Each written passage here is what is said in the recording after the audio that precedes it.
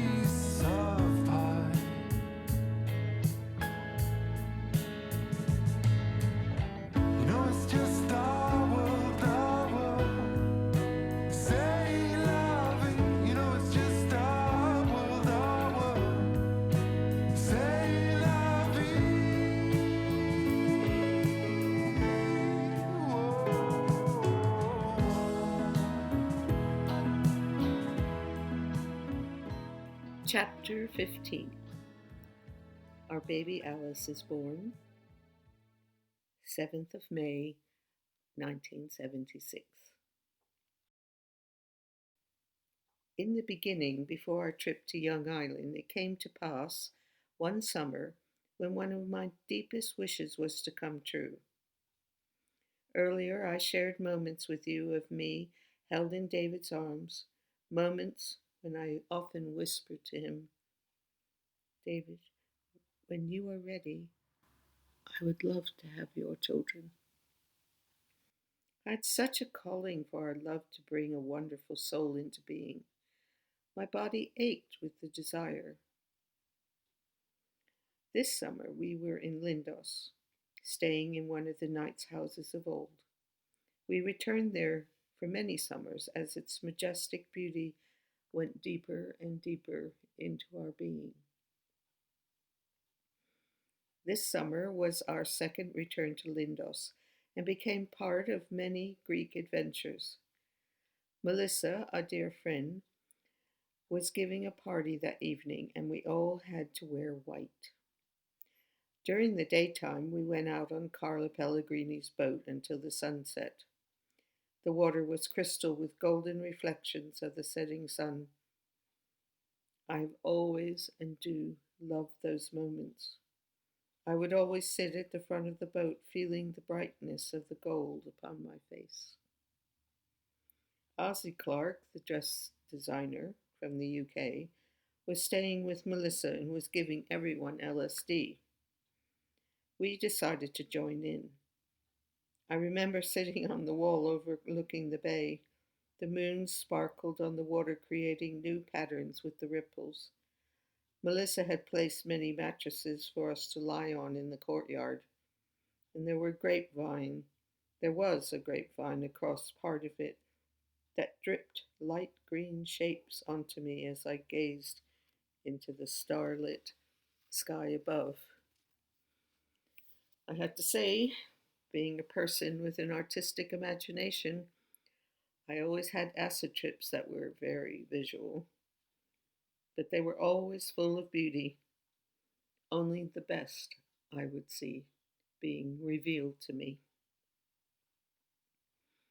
The evening flowed by to the sound of one of these nights by the Eagles playing from the sala when panicked Charles Littledale came running in to the party of guests.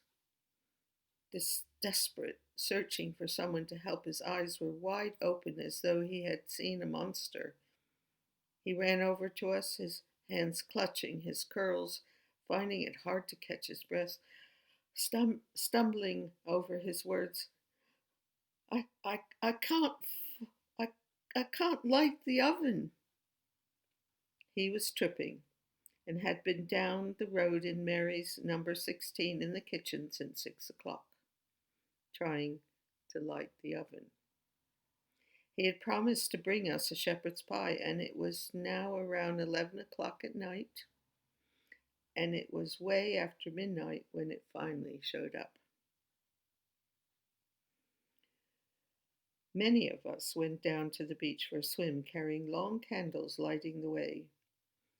The water felt like silk as we dove beneath its folds. The music drifted on the night air as we laid upon the cushions telling stories and laughing.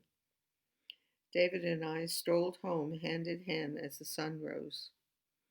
The village was still asleep, except for the song of a cockerel and the cats dashing behind the garbage bins. Random clinking of bottles could be heard in the distance as the delivery men removed the crates from their vans. The nights were so hot we were sleeping on mattresses in the courtyard, and it was under the orange blossom our first child became a reality. During this pregnancy, and in fact all four, I felt so fulfilled. A warmth nurtured my heart as the feeling of our child grew inside, within our love. Back home in England, David would make me cod and spinach crespolline, which I craved a lot, and he was a very good cook.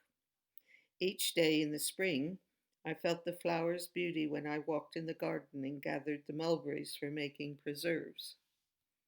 One evening, there was a documentary about Le Boyer, a French doctor, and his method of childbirth. It held my attention so much that I had to find out more.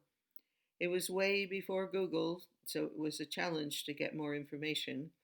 It certainly was not in my encyclopedias. In addition, the idea of giving birth in water was rather revolutionary. This led to finding a doctor who would allow us to do it in a hospital.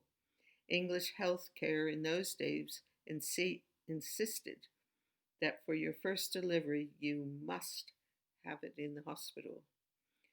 So doing it at home was out. Even having a thought of having my first baby at home was revolutionary for an average American girl from a working middle class family. Eventually, we did find a doctor at the West London Hospital who was practicing the method. I regret that I have forgotten his name. Sorry. But he was wonderful. He also told us about classes at the hospital called Le Mans. It is a form of breathing and relaxation for labor. David and I went to the classes to prepare for the day that our Alice would enter the world. We were partners all the way.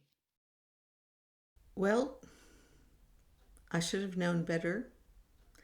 We were forewarned that if you suddenly in your 9th month start washing all of your clothes, your sheets, and hanging them on the outside line because you love the smell of fresh air drying your laundry, and then having so much energy that you clean the kitchen and go out to dinner to the local pub with your lovely husband, that it's going to be that night, and it was. After I had a bath around 10 o'clock, suddenly I started feeling this cycle of energies coming from my tummy. And they were coming in a cycle of repeating, and I thought, these aren't painful, but I'm going to time them. And it turned out that I thought, these are contractions. So I looked out at the bedroom door and downstairs and went, David, I think we need to go to the hospital. So he grabbed my suitcase, and he had a little bag of things for effleurage and helping me because we were partners. That's what part of the Le Mans system is about. We had to drive quite a distance in the night. And when we got to the hospital, I thought I was tripping. I mean, it had a green light and everything seemed to be in slow motion, and other women were walking down the corridor with their husbands, holding their tummy, breathing. It was like a Fellini movie. So they took me to downstairs, and there were two wonderful Filipino ladies that were prepping me. And I had my waters break during that time and was telling them that we were doing this special baby being born in water, and my husband was my partner and everything. And they were giggling. They didn't think that we needed to do any of that stuff. But I kept saying, please, please, get my husband. And eventually I was taken to my room, and it was getting very powerful, the contractions. And I didn't want an epidural. I had planned on doing special breathing and things, and it was getting really strong. And they come up, bless their hearts, they would always say, how are your pains, dear? That didn't help, because suddenly you go into this mental analyzation thing. They have you lying on your back, which I knew you weren't working gravity.